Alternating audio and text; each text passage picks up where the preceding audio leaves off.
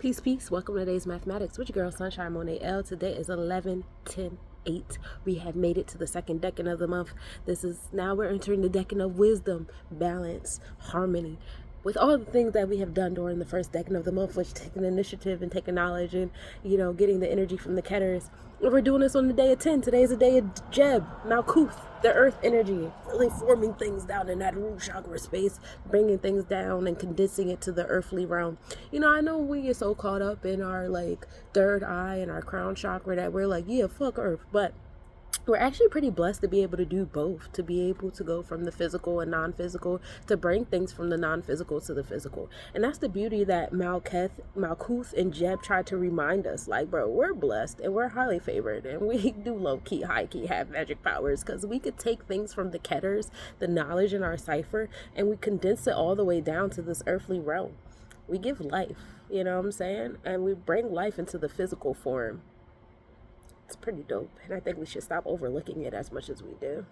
Anyway, so in this energy of Jeb and Malkuth, we are bringing that to the month of mastery. This is mastering self and mastering all the things that we wish to create, and doing so well with it that we become inspirations and motivations and aspirations to other people in this space of mastery.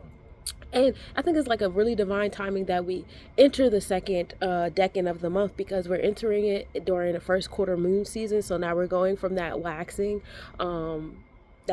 crescent to the waxing gibbous, from building on our intangible things to building on our tangible things, and it's fun here. So coming into that transition, all these different transitions that are happening at the same time, we're really coming into the space of mastery, balance, harmony, and justice. So we're going to take that knowledge, we're going to take the keters, we're going to take that initiative energy, that Ogun, that one, that gut that controls the mind, and everything starts with that thought, and we're going to put it into that space of mastering. What does it do? It brings us knowledge and wisdom, which ultimately brings us to understanding. We have experienced the divine trinity in our intellect, in our mindset, in our brains, and we move in gratitude in this energy. 3 also deals with Bina. This is Saturn energy. These are the different challenges that come, because with every action, every energy is an equal opposite action or energy.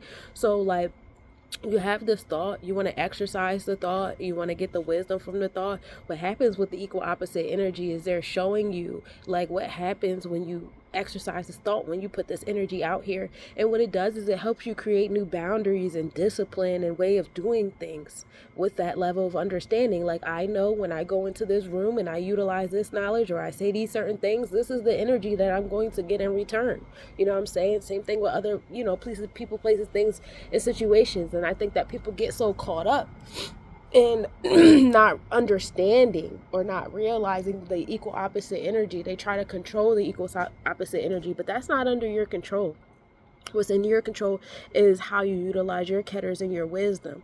Now, the understanding is the actual energy exchange that comes outside of self. And that's why 3 is associated with Saturn, which is in rule of the root chakra, which does bring things into the physical, which does make it an earth energy. And the thing with it being, a goat, which once upon a time was the scapegoat, but now is the goat, the thing about that is they keep going no matter what's going on, no matter if they slip and fall off the mountainsides or whatever, what have you. They just keep going and keep moving because they stand under themselves. Now, the question here is, who are you standing under? You know what I'm saying? And are you so invoked in trying to control what other people are standing under that you're not really paying attention to what you're standing under? That's a message and a question to ask for yourself. I'm excited to hear through the keters what answers you come up with. But we're going to take that 3 and we're going to put it into the year of 8, because whatever we do, of course, we want to create transformations with it, rebirth. We want to put it into Sebek. We want to put it into Had. We want to put it into the celestial transformations of building and destroying. We want to put it into our empowerment place, our place of business and wealth. You know what I'm saying? We want to put it into that solar plexus chakra, right? And that's what 8 is all about, right? Also bring us into the Mercurian flow and how we're labeling things and how we're separating things and organizing things. So when we put that 3 into an 8, it brings us to mastery. Today's a day of mastering self, mastering your own energy, and realizing that you're only in control of you. 11 is really cool because it deals with 2 ones, which is really about embarking and being a leader and being that cardinal energy, being in charge. But 11 also comes into 2. So remembering that it's not just you here. It's also other people, places, things, situations that are being affected by you. So you can come into the space of being a leadership, but If you're a leader of nothing and no one around you, or you think you're a leader but like you don't have to speak on, but you get to control other people. Like one example that keeps coming up in my brain is when people post statuses and then they they try to control how people comment on the statuses. Like, bro, you put the keters out there. With the keters comes wisdom. That's a part of the process. And then it'll bring you to a level of understanding. I know when I'm in this Facebook group, or I'm on this social media platform, or I'm around these certain avatars, or this, that, or the third, this is the energy that I'm going to get back. That's how it works. That's how it's always going to work. And I think that the internet is like a really cool, fast way to experience how the Sephiroths and the energies work if you know how to compute them into your own algorithms with the mathematics that are happening. But it's not the only way. We could do it in the physical as well. But the physical is a little bit slower, and hopefully you still have the same level of awareness. It's up to you. But today is a day of mastery. Today is a day of learning how to be a leader, but also learning how to be a team player. Dealing with the bonds and contracts of the twos, the teamwork, balance, harmony, justice, law, justice, and truth. Mastering those things are really important too. And being the person, the cardinal energy that embarks on that first, despite what other people are doing, is a very difficult thing to do. But I trust and believe that you can do it. So do it. Anyway, let's talk about what's astronomically happening on this day of 11/10. We start the day off with a 61% waxing gibbous moon. We're in that moon of building things, right? Moon rising at 1:57 p.m. and setting at 12:05 a.m. So we are in the 9th house with it. So we're in that house of the sacral chakra, Yasa, the divine womb, the utopian being, ambitious being, abundant, being in joy and creativity energy, tapping into our sensual self.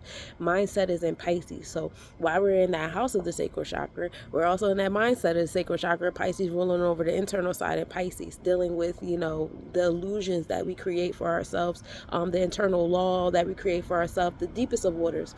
In our energy exchanges, we're in Aquarius, being a unique, original, revolutionary, detached from society, kind of like being in the world of being of it, that Ausar energy, the keters, that intellect that's heavy here too.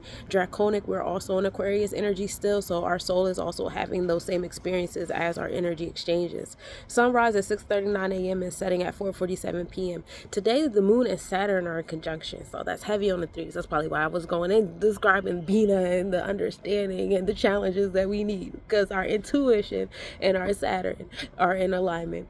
So, having those aha moments about the different challenges in your experiences and different boundaries and the discipline and the order that you should have in alignment with these challenges, instead of saying, why me, why now, why this, why that, why not you? Like you decided you wanted to utilize certain intellect. You decided that you wanted to exercise certain wisdoms. So now coming to terms with the understanding that comes with that. And a lot of you guys want really big things, but you want to have really small actions and really small challenges that come with those really big things, and it's just not how it works in the world of physics, baby.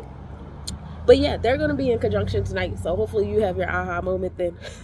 Moon conjunction at 9:21 p.m. The moon will be 0.5 degrees south. Minimal angle at 9:46 p.m. The moon will be 0.4 degrees south southeast, and yeah, it'll be visible. You'll be able to see the moon and Saturn doing their thing together over there, and the Pisces Aquarius vibes, giving us the delusions and the Maya energy in alignment with being revolutionary, and hopefully some really big revolutionary ideas come to you on how you have been expressing your spiritual self and how you go on embarking and enforcing your internal law of Maya. And that's what I got for you today, my cosmic nobodies. I really hope you do enjoy it this day of 11, because tomorrow we begin the day with the day 11, and I'm gonna be quite honest with you. I'm a Leo rising and I'm a Virgo, so I'm very much summertime, and my sun is waning, and so we're cleansing and we're just getting smaller and smaller, and I'm getting tireder and tireder. So I'm fighting for my life over here.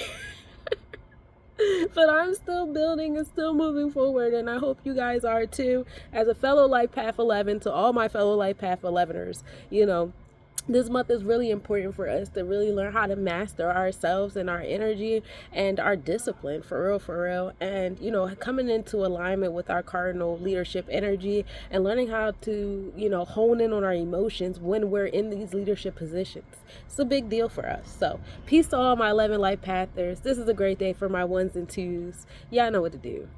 Reach out to me if you need help. Peace.